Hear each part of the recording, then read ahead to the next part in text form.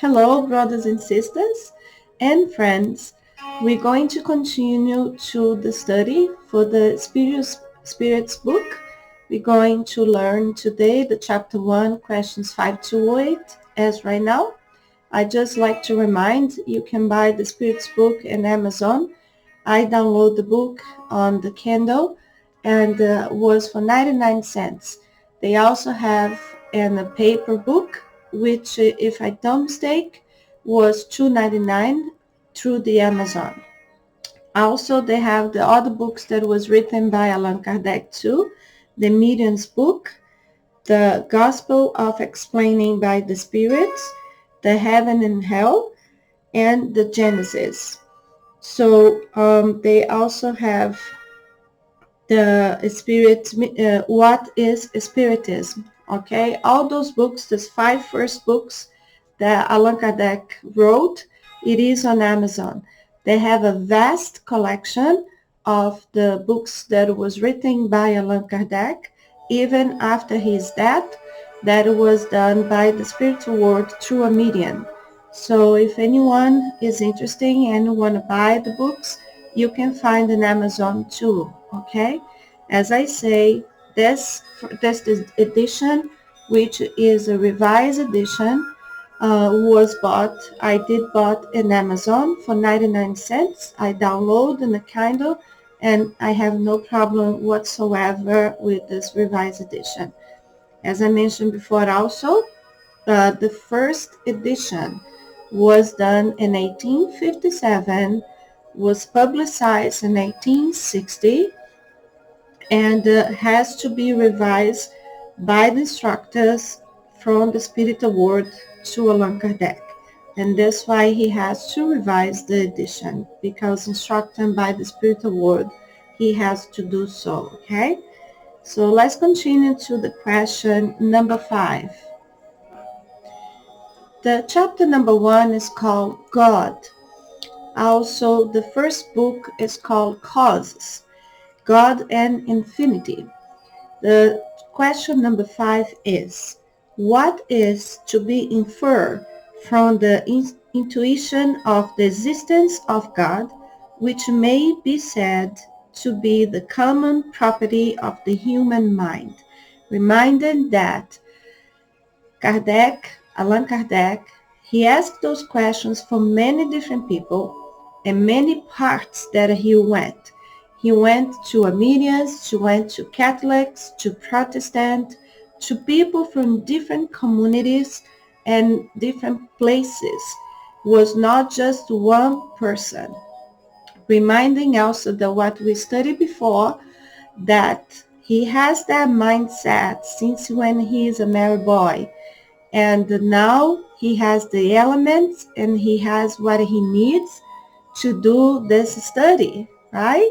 That he was a teacher, he is very educated. He was not a person that don't want something to prove. He has to have a proof that what he studies, okay? So the question was that, and the answer what?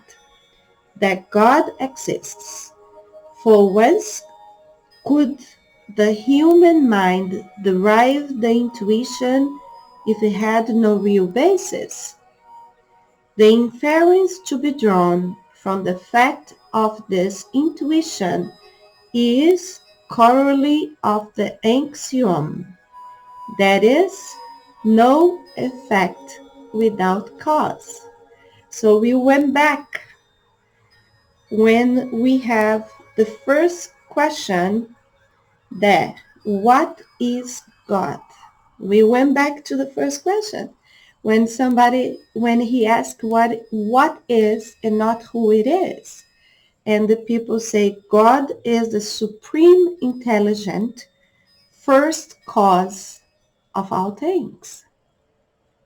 So one answer goes back to the first answer, that what is God? Again, when we go back to the number 4, which say what proof do we have from God? And then they say again, the axiom, which you apply when all scientific research, there is no effect without a cause. So he was a scientist. Cause, effect, effect, cause. Is no effect without cause, no cause without effect.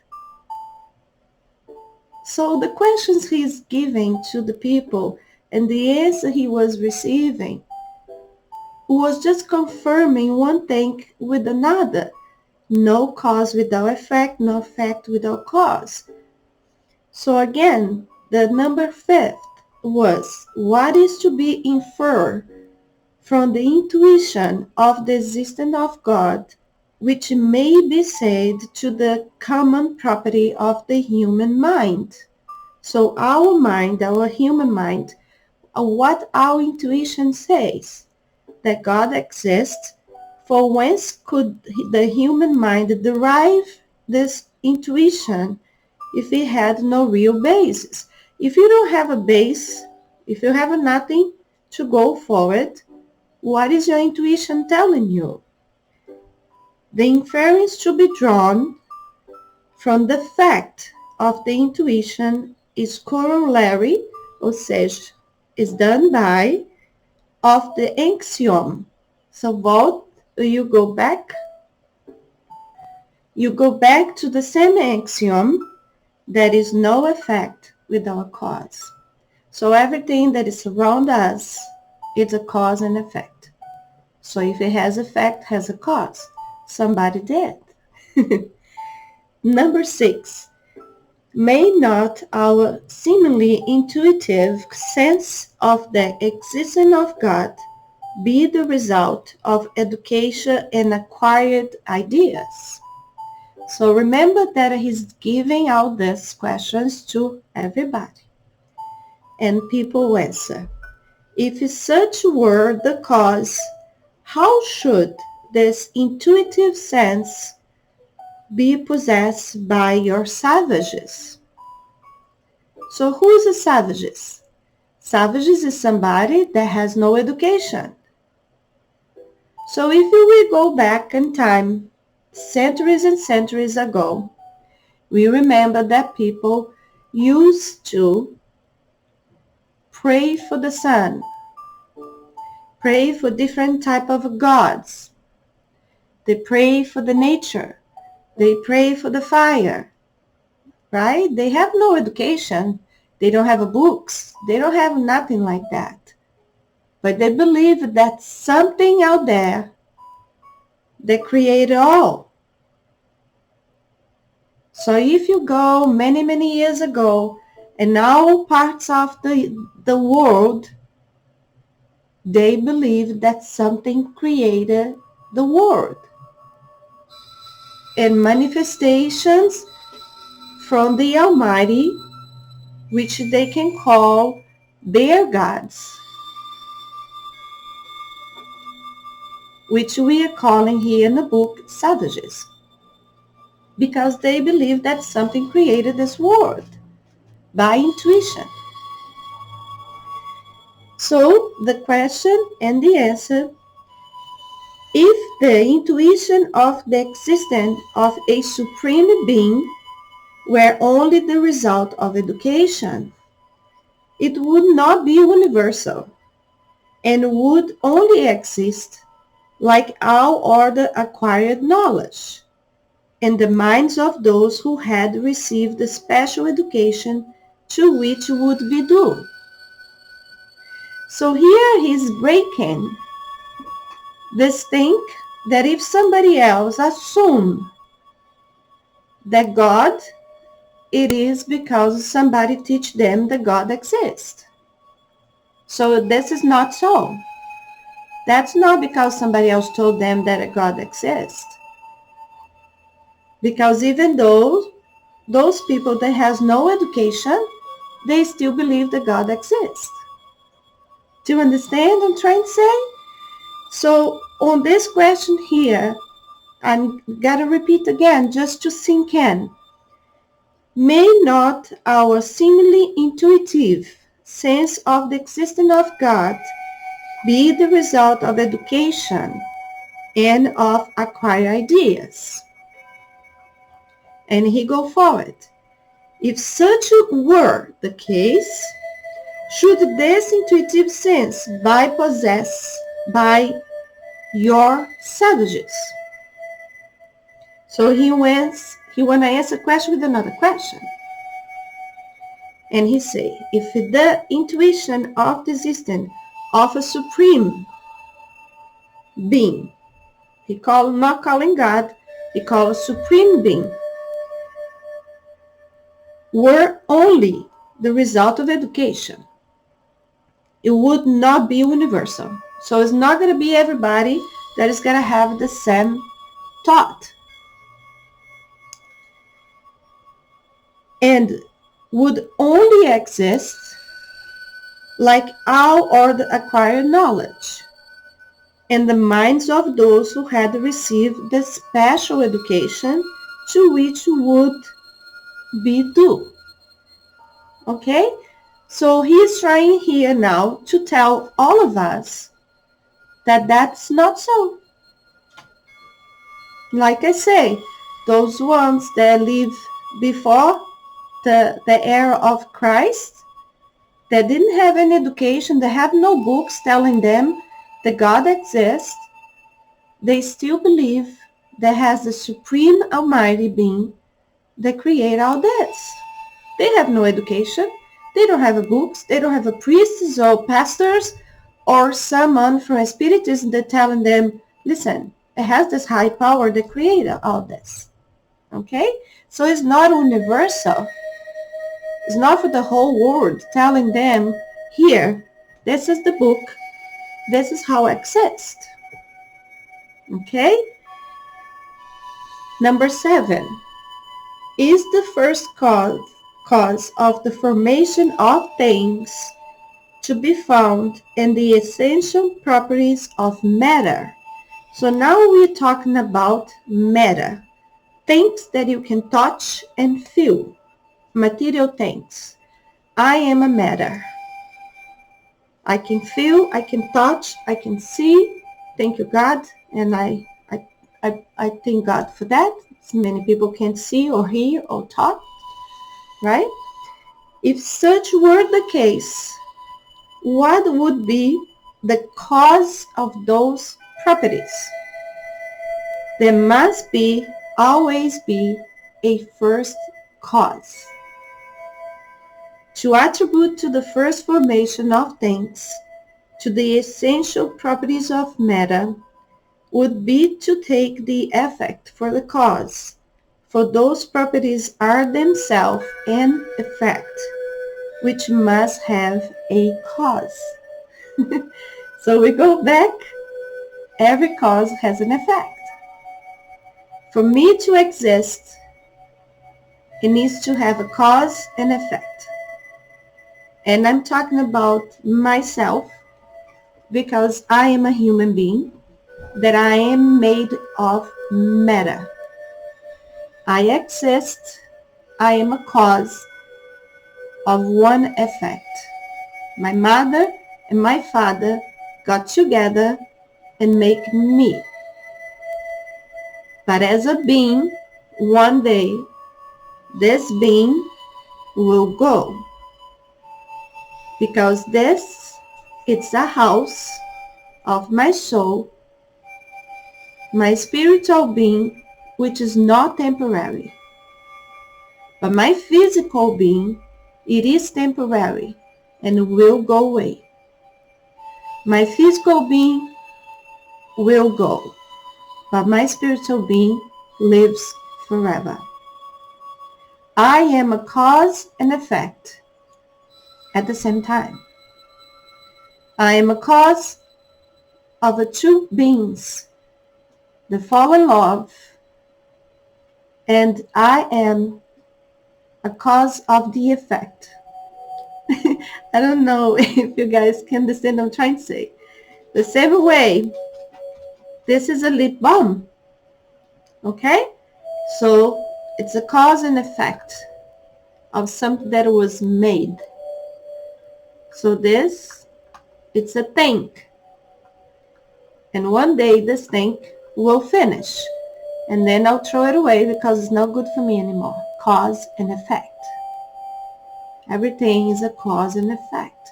And everything will pass. Like we are living today's day in a pandemic, and this will pass.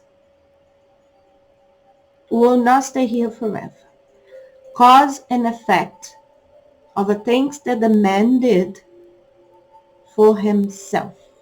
He distracted the world with his obsessive to become more and more and more and thinking that he's better than God. So the nature is breathing, the oceans are breathing because the pollution. And we are using masks because we creating this thing to make ourselves sick. Just an example out of the lesson. But it is a cause and effect. Everything's a cause and effect and a cause. Okay? So going back here, if this first cause of the formation of things to be found in essential properties of a matter, it's the question. If such were the case, what would be cause of those properties? There will always be a first cause. To attribute the first formation of things to the essential properties of a matter would be to take the effect for the cause. For those properties are themselves an effect, which must have a cause. So that is the answer from number 7. Number 8. What is to be taught of the opinion that attributes for the first formation of things to a fortuitous combination of a matter? In other words, to chance, it is a chance that happened. This what happened the first formation? The answer was another absurdity. Who, that is, possessed of common sense, can regard chance as an intelligent agent? And besides, what is a chance? Nothing. Nothing happened by chance. It is an absurd. Nothing just happened.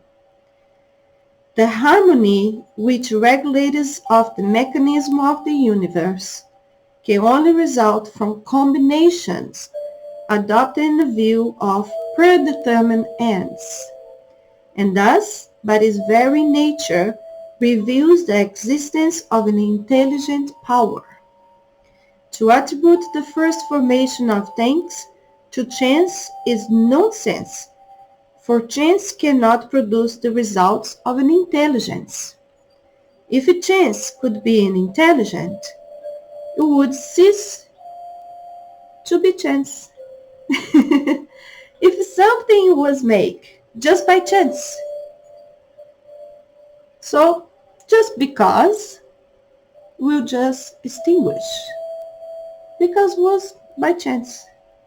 But no, was made it because this highly powered intelligence and supreme created. If the nature was done by chance, we will not have any more because it was just a chance. How many people win in the lottery?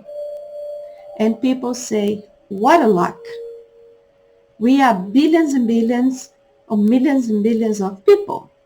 Just some of them win the lottery. That is a chance. The nature, universe, oceans, that is not a chance. That is a cause by someone with a supreme intelligence. And that supreme intelligence is not a chance. It is an effect of a cause and effect. And it's not going to disappear just because it's a chance that it was created. That's what the number 8 says. Okay? We'll continue later on. Thank you so much for watching. I am really appreciating. I hope you guys enjoy and keep watching with us. Thank you. God bless you all.